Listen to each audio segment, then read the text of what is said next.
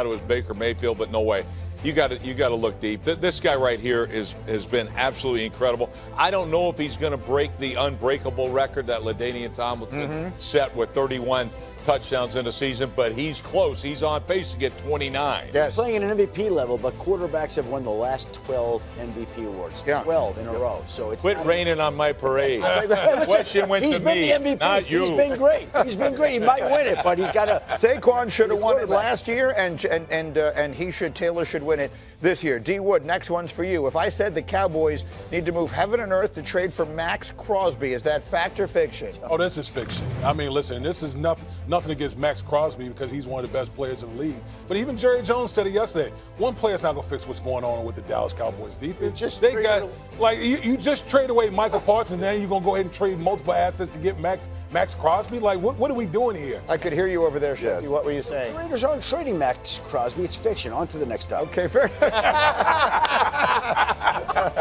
Salty Shifty. Wait, I have it. It's a salty Shifty. Cindy, I have it. We've There been waiting for it.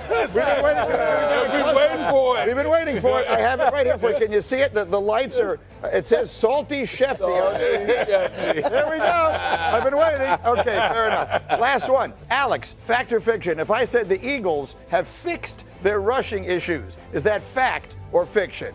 This is a fact, Greeny. I mean, listen, they ran for 276 yards against a very good defensive front. And it wasn't all just this guy. I mean, even though he went for 150 yards, this guy, Tank Bigsby, also had 100. These two backs averaged over 10 yards a carry yesterday. And again, so much of it from this Eagles offense that got under center. We saw them have a variety of different run schemes, inside, outside. Everything was working for them. Let's get specific. You have a tape on why this run game worked so well yesterday. Yeah, again, it was this concept of getting under center. Listen, you just have way more options from an offensive coordinator standpoint, a different variety of schemes to get to. This one's like running game 101, duo, just vertical double teams up front, again, seeing Saquon in the eye. Keep your eye on the safety in the back end, right? Again, watch him as the ball is handed off.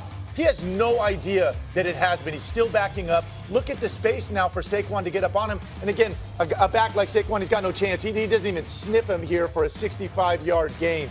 And then again, again, we talk about multiple looks and multiple schemes in the run game. Here it is, pin pull. We're going to get the two big fellas out on the edge. And again, watch the defenders that actually even touch Saquon here. Look at the speed at which he enters the second and third level. Again, he's ripping off a 30-yard run there, right? Obviously, the one he comes up with his groin, but again, it was time and time again. We saw these different looks, these backs in the eye. The big fellas love getting downhill. Yep. And again, this is what we needed to see, and we hadn't seen it all season. That's the key. So I've got a lineman and I have a defensive coach. From an offensive lineman standpoint, Jordan Mailata has been talking about it a lot this year. Yeah. Getting the quarterback under. They played this game without A.J. Brown.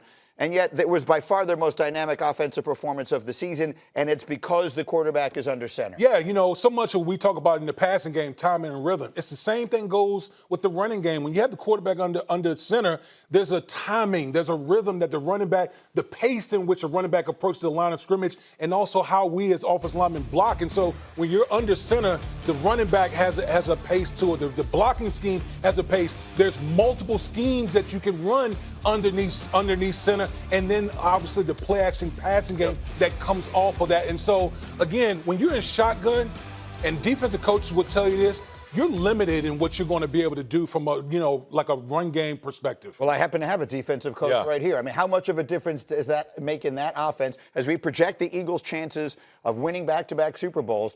Now, all of a sudden, getting hurt so effective under center. He threw 4 touchdowns yesterday, and Barkley went off. that's what it is. It's like, well, it's going to hurt our passing game. No, it's not. The kid threw 4 touchdown passes. Right. And to me, and you can heavy up the protection, the play action. Right. What does Jalen Hurts throw best? Outside the numbers. That's what happens with your play action games and when you get a quarterback underneath center. So to me, this is smart. I mean, what they did a deep dive, and this time, quite honestly, they had more snaps with Jalen Hurts under center than they had the previous 6 games Yep. going into it. So this is the formula. I think it's going to be sustainable. I have 2 questions for Salty Shefty, and parenthetically, I've been hanging on to this for so long that it's expired. I'm looking at the date on the back of my Salty Shefty has expired, but at least he's very much in rhythm right now. Shefty, 2 quick things. One, Saquon, we see him limping at the end there. What do we know? Well, he felt like he could have come back in the game, and the Eagles are going into their bye week. Their next game is 2 weeks from tonight. Great game, Monday night in Green Bay against the Packers.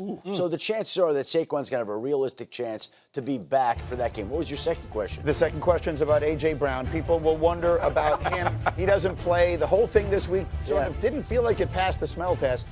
What do we know about the situation with him in Philadelphia a week and a half from the trade? There was a knot in his hamstring, and they don't think it's serious, but they wanted to be careful, and so they held him out. And look, they're in the business of acquiring Super Bowl talent. I will not be surprised at all if the Eagles make a move before the trade deadline to acquire a player. They're not in the market to send away great players. A.J. Brown's a great player. He is not going to be traded before the trade deadline. Could they trade him in the offseason? Of course. But if you're going to get back draft pick compensation for A.J. Brown, you can get that draft pick compensation in February or March or April before the draft. Why would you get that then and not have his services now? It doesn't make sense. No. The only way it makes sense is if the player wants it so badly that he turns it into a problem. We've seen it happen in other places before. We don't have reason to believe, despite the cryptic quotes and all that stuff, that it's going to happen here. I would like to think that eventually he knows that he would like to chase greatness this year. And if he wants to get another contract, it's in his best interest to perform at a high level. All right, so again, usually on these Mondays, we're wall-to-wall NFL. But candidly, I keep saying that, and every Sunday, a very high-profile college football coach gets fired. So every Monday, we wind up talking about it. This week, it's Brian Kelly, fired in the 4th season of a 10-year contract after being dismantled by Texas A&M on Saturday night. So he winds up losing his last 2 games and 3 of his last 4. They may still owe him $54 million. They're still negotiating that. But let's bring Josh Pate in to get to the bottom of all of this and help us make sense of this move. Let's start with this, Josh, because you forecast for us on Thursday when you were on here that this might be in the works, that we could be heading in this direction if Saturday night was bad, and it was really bad. Do you believe this was the right move for LSU? I do, and you know me now well enough to know I'm normally the one pumping the brakes on this, especially when tens of millions of dollars are required for someone not to coach anymore. It was my opinion, Greeny, that Brian Kelly checked out on aspects of the LSU job a while ago. I'm not saying he was asleep at the wheel. What I'm saying is when it comes to critical infrastructure of a college football program, recruiting, portaling, talent acquisition, staffing decisions, a lot of that Brian Kelly was on a beach in Florida for. And so I looked at that and I think to myself, how many jobs are there better than LSU in college football? I can count on one hand and don't even need all 5 fingers. So you got to be all in if you got that job. It's a very desirable job. And I also think a generation ago, when Nick Saban took that job, he was an outsider. Saban had never coached in the South. He said "I" ate every other word. So even though he didn't talk Southern, it was just accepted. Well, that sounds right. He sounds like one of us. But he embraced what the L stood for in LSU. He leveraged and harnessed Louisiana in a way at that point that no one ever had. Well, then Les Miles did it, and he won a title. And Ed Orgeron did it, and he won a title. And Brian Kelly came down there and treated it as like the final rung on this personal ladder of his that he could climb up on, and he could grab a belt that he couldn't quite reach at Notre Dame. And he never embraced Louisiana, and now Louisiana's done with him.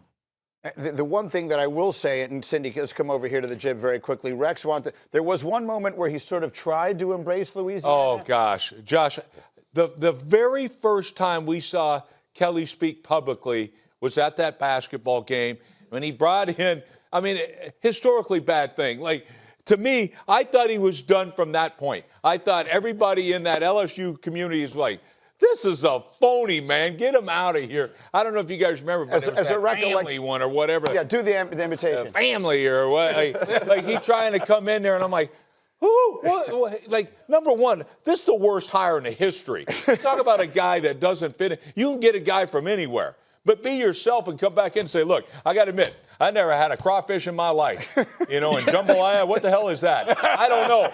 But you'd be better off that way and being honest than trying to hey, like in Brady, I'm part of you guys. I'm in there with you. No, you're not there. Come on, alligator hunter. What the hell are you doing? Are you throwing your name into the ring for the LSU job? Hey, for $54 million, you're damn right I am. There we go. That's what I wanted. That's all I needed. Josh, all kidding aside, because it's hilarious, but is it actually also true? That's true. Was the fit just wrong from the very beginning?